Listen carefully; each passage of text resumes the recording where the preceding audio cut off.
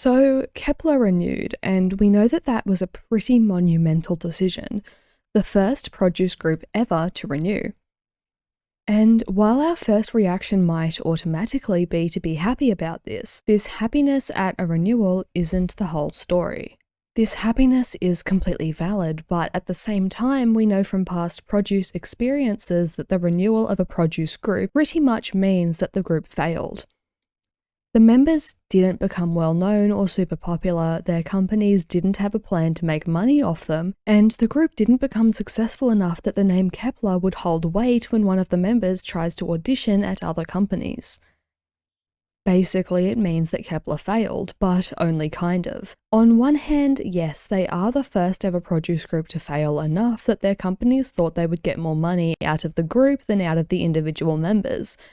But on the other hand, they kind of rebooted produce, since Girls Planet 999 was indeed successful enough that Mnet decided to create Boys Planet after it.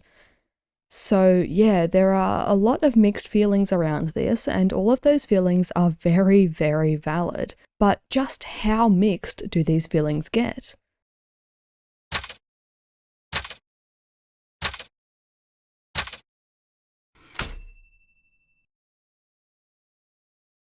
Welcome to the second half of this mini-sode about Kepler's renewal and what it means for the future of the fandom and industry.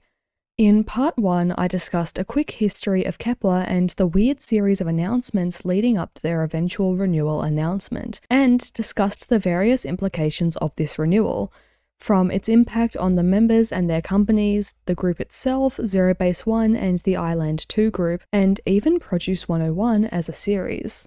In this part, I'll discuss the reactions of Kepler's fandom and various related sub-fandoms to the renewal announcement, with some interesting examples. I'll then discuss some of my predictions for Kepler as a 7-member group, before wrapping up yet another Kepler video on this channel, with some teasers showing that my Kepler content definitely will continue to come. Please be aware that this episode does include brief mentions of online bullying, name-calling, and death. This will be entirely limited to part 1 of the video, so if you have any concerns about this, please feel free to skip part 1 and go straight into part 2. So, without further ado, let's get into it, starting with the many mixed reactions to the renewal announcement.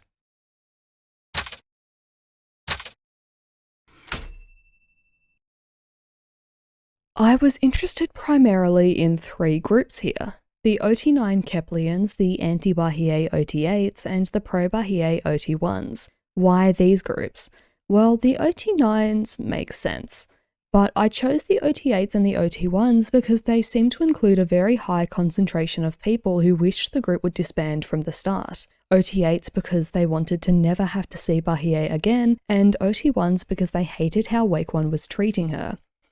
Obviously, there are OT8s who anti other members, most notably Dion, and there are other solo fandoms who wanted the group to disband, most notably Zhao Ting, and there are a lot of OT9s who also wanted the group to disband because of Wake One's bad management, but the Bahie-related OT8s and OT1s are the prime suspects, and also the ones who seem to gather in the most vocal and visual groups online.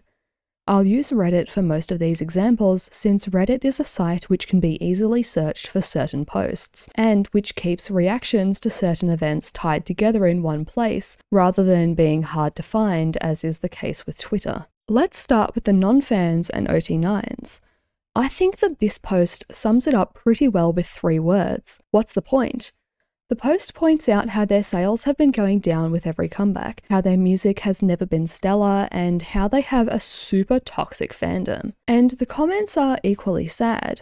The first points out how the girls possibly had an attitude of, "this is better than nothing," and that no companies had wanted any of them other than Yeshiro, while replies point out how Wake One really must have fumbled the bag with them. Other comments point to the fact that IZ*ONE was an outlier, to the produce curse, and to Kepler's declining sales. Other comments disagree with the OP, most poignantly in my opinion, this one, which points out that the point is the 7 girls who still have a job and who are earning a living, and this one who points out that Kep1er are by no means doing badly, they're only doing badly in relation to the expectations of viewers and the expectations of IZ*ONE, who were, again, an outlier. They still have lots of Spotify listeners, and this person directly compares them to CLC's peak of 20,000 sales, which is less than a quarter of Kep1er's lowest Korean album sales. Then we have this post on r/Kpop, where comments express how shocked they are that a produce group renewed and say how huge this is for produce and the industry. A lot of them also point out how this means that none of the members' agencies had any plans for them after Kep1er. Others speculate about things like leadership, celebrate that Yujin will continue to be an idol, and express very tentative hopes for the future. Now, me being me, I will of course continue to scroll to the bottom to see the least popular comments too, which here seem to be mostly expressing hope for Zero Base One to renew. They were probably downvoted because a Zero Base One renewal is unlikely. Another one expresses sadness at the renewal, and there's this one that was deleted, but from the comments seems to have expressed how they hated that Bahie renewed, from presumably the perspective of an OT1 who thinks the group is trash. The replies emphasize that Kep1er did a lot of good for Bahie's career, and that Bahie probably wanted to renew, so they shouldn't trash the group that their fave literally wanted to be a part of. Moving on to the Zero Base One sub, where this post was made on the same day as Kep1er's renewal announcement, which asked whether there was a chance for Zero Base One to renew too. Most of the comments point out how Yuaha owning 4 members means they probably wouldn't renew those members, and how, in general, the chances of a Zero Base One renewal are low. They point to things like popularity and non-Yuaha trainees like Hanbin who are likely to debut solo, or who are popular enough to re-debut after Zero Base One. I also weirdly found this comment very funny. The comment saying that Zero Base One will renew if Yuaha goes bankrupt and Korea gets rid of mandatory enlistment, concluding this is impossible. I don't know why I thought this was funny. Maybe because it suddenly reminded me that military enlistment is a factor that would affect the longevity of a produce boy group, something that doesn't apply to Kep1er and thus wasn't in my head at all. There's only one comment which even seems to think there is a vague possibility of renewal, and even they point to the issue of Yuaha and especially Zhang Hao's popularity. Speaking of Zero Base One, there's this post on K-pop Uncensored which directly compares Zero Base One and Kep1er, asking whether Zero Base One will likely have a drop in album sales. Although this post was made before the actual renewal announcement, and similarly to on the Zero Base One sub, people seem to think Zero Base One will do much better than Kep1er, specifically pointing to their more united fandom and how their album sales have been stable. There's a lot of interesting comments about how Zero Base One do have OT8s, they do have solo stands, they do have inner fandom fan wars, etc. But as a lot of the alternate comments have pointed out, seriously, the amount of conflict in Zero Base One's fandom is like a drop of sand compared to the amount of toxicity in Kep1er's. People here also point to Yuaha as a barrier to renewal. Side note, a lot of these comments have talked about how Kep1er's companies have for the most part been too small to make proper use of their members post-disbandment. And this is interesting. 143 is decent, I guess. Cube is definitely big enough to do something good, but they wouldn't re-debut Yujin at her age, and they've been a bit dodgy in general. Jellyfish and Wakeone aren't looking at new girl groups anytime soon by the sounds of things, and the only other company even vaguely of notable size is Bahie's IST Entertainment, which has The Boys, and who also probably isn't looking at a new girl group anytime soon. In comparison, Yuaha is a decently sized company with both Everglow and Tempest, both of whom definitely aren't flops. That sounds bad, but I swear it's a good thing. Yuaha also has a few soloists and apparently has huge backing in China, so with 4 members in Zero Base One and more members in other project groups, they're well positioned financially and trainee-wise to make a boy group when Zero Base One's contracts end. And that means, as this person says, that Yuaha will shut down any renewal talks. I also like this person who says that Rookie is too beautiful for the group to fail, which is definitely true. But this is a Kep1er video, not a Zero Base One one. What about Kepler's actual fans? This was the post made on the r/Kepler Reddit, which included the renewal announcement and which coincidentally reached 99 comments. The comments on this post express very mixed feelings. On the positive end, people express happiness for Yujin and Zhaoting, who continue to be idols, and excitement at Kepler being the first produce group to renew, making history. There was also this person who talked about Zhaoting and who, fun fact, is a somewhat frequent participant on the OT8 sub, and who I happened to notice watching and commenting on Island 2 posts as well. They had a username and profile picture which stood out to me, so I guess they stuck in my head. And now I see them everywhere. Anyway, in more positives, others hope for a better future for them and show excitement for what comes next. There's this person who is all-round positive, saying that it's a win for both Kepler and Limelight, which I think is nice. On the negative side, we have a lot of people who are understandably devastated that Mashiro and Yeso are leaving, but even those people tend to be happy that they have a relatively certain future in Limelight and that their company had a plan for them. I think this person sums it up nicely, saying they are sad for the loss of Mashiro and Yeso, happy for the renewal of the other members, sad for IZ*ONE, and sad for the group continuing under Wake One, and of course, happy for Yujin being able to continue as an idol. The most downvoted comment is this one from an OT8 who says the renewal is, quote, the dumbest decision I've ever seen. Now moving on to the OT1s. The OT1 sub made a post a month or so before the renewal was announced, celebrating the upcoming disbandment and looking back on the chaos of the original creation of the sub, as well as wishing for the freedom of Bahie. Do you hear that? It's dramatic irony knocking. There has been no OT1 sub content since the renewal announcement, and this post hasn't been taken down either, which just makes me wonder what the OT1 sub mods think of this renewal. It's a well-known fact that they, and a lot of Bahie Akages, desperately waited for the disbandment and Bahie's supposed freedom. So, as I predicted in my OT8 video, I imagine the wind has been taken out of their sails quite a bit with this announcement. Since my OT8 video, I have been vaguely following the Arma Hiei Twitter account, an account that the OT8s claimed sexualized Bahie and sent her gifts in hopes of receiving sexual favors, which I found literally zero proper evidence for. Arma Hiei is one of the few Healite Twitter accounts I'm aware of who is still active, me not being a Twitter user at all. I was curious what they had to say about all of this, but I showed up too late. All I found was this post where they said they were going back to delete all of their tweets previously celebrating the upcoming freedom of Bahie, and they clearly did delete all of that because there was nothing else. Having a quick search of Twitter in general doesn't turn up tons of content, but I did find a few accounts who posted a lot. Not about the renewal, just in general. The main one was this post saying that Healites were all disappointed but should still support Bahie. Duh. There was also this Healite who said that her fans can't dictate her life choices, and who will support Hie if they truly are her fans.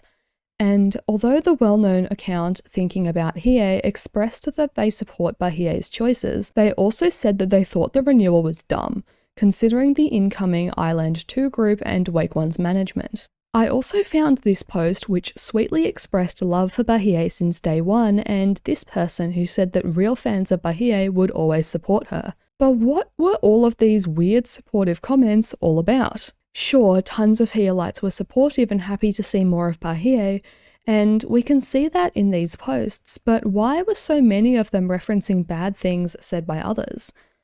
Well, because there were lots of bad things said by others.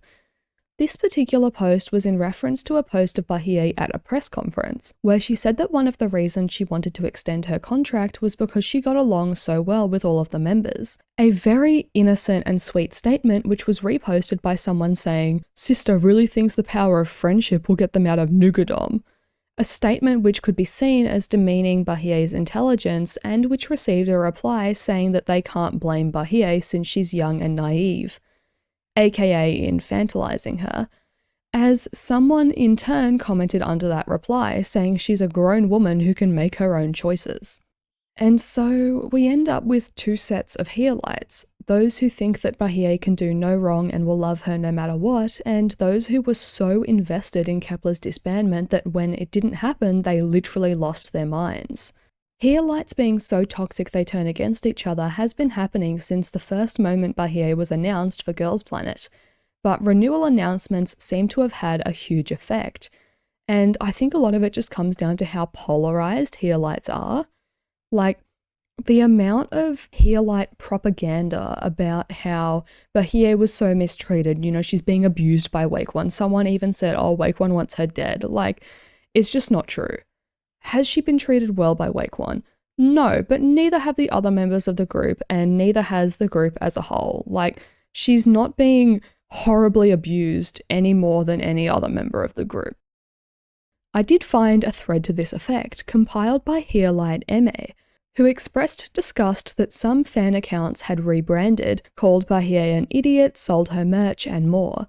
They also provide evidence of this with screenshots of other people calling her a donkey, saying that she chose Nugudom, and that they're shocked she extended her contract after the mistreatment she faced.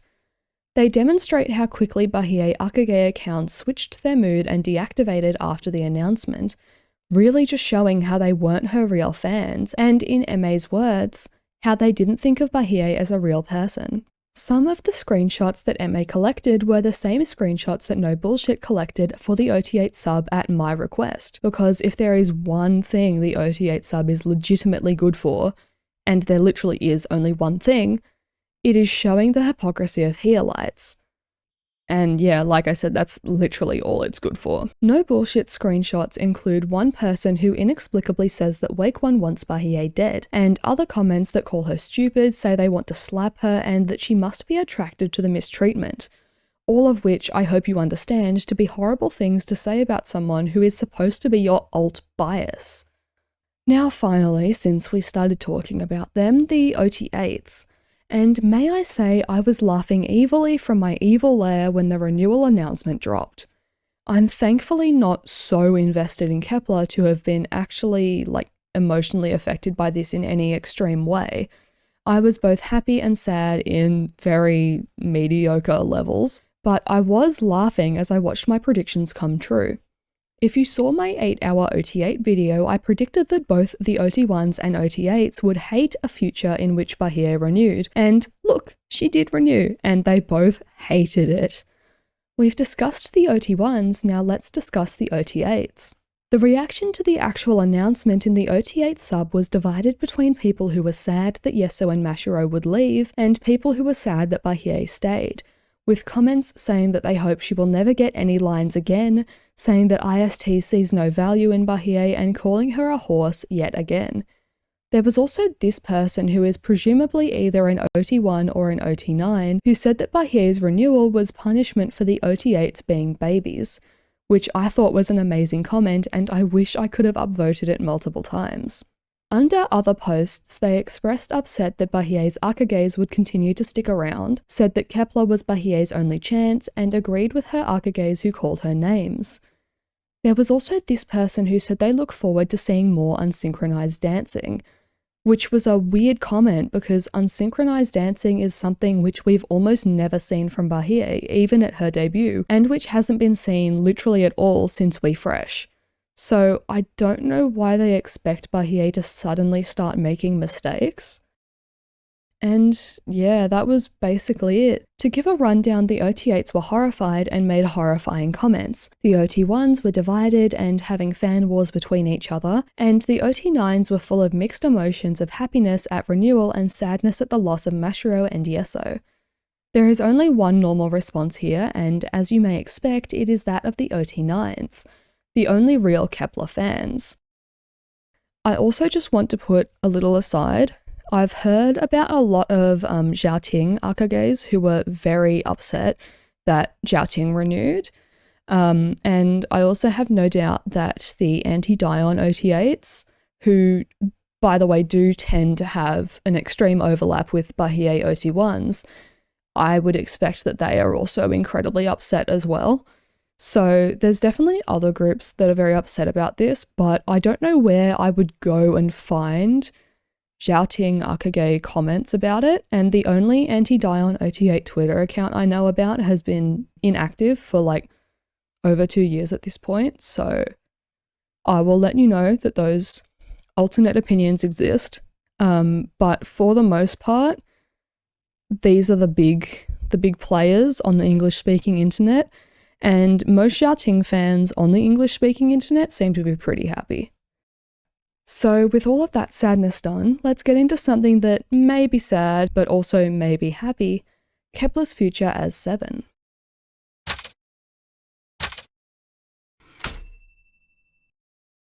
I think this can go two ways. Either Wake1 decide that Kep1er are more popular and make more money than the Island 2 group and decide to put at least minimal effort into Kep1er, or they decide that the Island 2 group will be more popular than Kep1er and they put Kep1er in the dungeon. It will all be based on perceived financial advantage. If Kep1er are put in the dungeon, I expect we'll continue to see them at lots of international events like KCON and international K-pop festivals, and they'll probably get small mama stages, but I don't think they'll release much music. They may have an occasional reality show or variety appearance, but nothing huge. I think in this scenario we could expect them to release one Korean mini album and one Japanese single album per year maybe, and they'll probably be one of those groups who you seem to hear more about at KCON than on other music shows, like &TEAM. I don't think Wake1 would completely abandon them. It kind of defeats their purpose as an experimental group who makes money for Zero Base One, and it would also defeat the purpose of renewing, but they would definitely put less than minimum effort into them. They would get cheap music videos and mediocre music, and Wake1 would probably continue to give them uneven line distributions. They'd probably work with Chaehyun, Dion, and Hikaru as the main characters of the group, and they would have Xiaoting as a silent center, aka in the center but with no lines. All the Healites who were hoping for more lines for Bahie, it's very likely that that won't happen. The Island 2 group and Zero Base One would get all of Wake1's efforts. The second option is that Wake1 decides that Kep1er will make more money than the Island 2 group, and thus decide to continue on basically how they've been going so far, just with fewer releases each year since they're now a semi-permanent group and not a project group. So maybe 1 to 2 Korean releases per year and 1 to 2 Japanese releases. As with the previous option, we'll probably see them at KCON, Mama, etc., and they may have some fan meetings. Wake1 may decide to actually put some effort into them, in which case we could expect more even line distributions, a slightly increased budget, and nicer songs, but I think that's unlikely. I think the reformation as a 7-member group could be really good for Kep1er. It has the potential to let each member shine more, and of course, 7, like 9, is a nice number for choreographies. But at the same time, it's only good for the group if Wake1 decides to actually do something with it. I'm unsure if Kep1er will continue to have good popularity in Japan post-renewal. I'm not sure how much popularity Mashiro and Yeso bring in Japan. I think Hikaru is the most popular member in Japan, so they should retain most of their Japanese popularity, but Japanese fans also apparently hate Bahie and she's still in the group. Then again, they apparently have started to like her more lately, so goodness knows how that would go. Either way, Wake1 will measure their popularity in Japan, and if it's still decent, no matter which option is taken, they will still have most of their promotions probably in Japan. But I don't think they'll be treated any better. I think the only real option is that they're treated worse. Now for the fandom. I think the renewal has really shown who is a real Kep1er fan and who isn't, especially when it comes to Healites. There are two options for the people who were upset with the renewal. They either leave the fandom and we hear no more of them, other than a reduction in Kep1er's sales, or they become haters and continue to divide the fandom even further. The normal OT9s will of course continue to be OT9s and follow and love the group, and we will have a chunk of solo fans of members who continue to follow and love the members that they like. Unfortunately, I do think the fandom will continue to be incredibly divided, especially since a bunch of rabid Healites will stick around even despite their complaining about Bahie's supposed stupidity. And that, and the fact that Bahie, Dion, and other members will still be in the group, means that anti-Bahie OT8s and anti-Dion OT8s will stick around, and probably will continue to complain about her entire existence. OT8s who anti-other members will of course continue to exist, although all of them are far less numerous than anti-Bahie OT8s, as always, and theoretically they should all be called OT6s now, but one of the very few correct things No Bullshit has said is that Yeso and Mashiro will always continue to be part of Kep1er in our hearts, so their name won't be changed. I genuinely think that Kep1er's sales will continue to drop until their eventual disbandment, and their toxic fanbase has been solidified in their ways, so the most we can hope for now is a decent rest of their career with at least some creativity put into it. So with that somewhat upsetting speculation out of the way, let's wrap up this double minisode.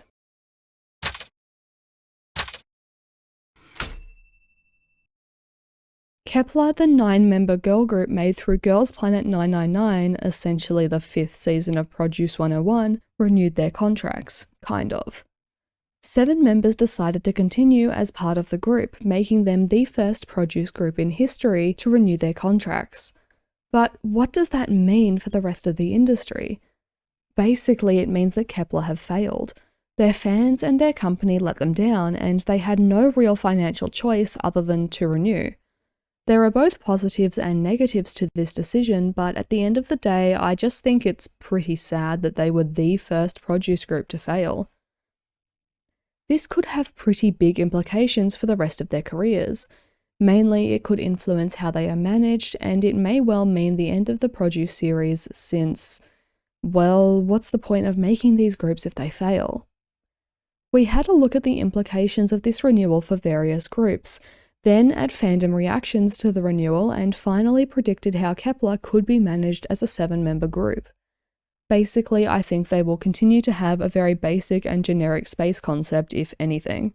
The future of Kep1er makes me feel very sad. They were by no means unsuccessful, but just because they didn't flop doesn't mean they didn't fail. It depresses me to no end. They were done so dirty. And so, as an outlet for my depression and anger, I have rewritten Kep1er's entire careers, from the moment the members were chosen in the finale of Girls Planet to the moment they disband. Disbandment being a requirement in this universe since they really ought to be successful. That video is pretty massive and it will take a while to make, but if you'd like to see it, subscribe and stay tuned because it's coming. But that's the end of today's minisode duo. Thanks for watching, I hope you learned something, and I'll see you in the next one. Let me leave you with a little teaser for my rewriting Kep1er video.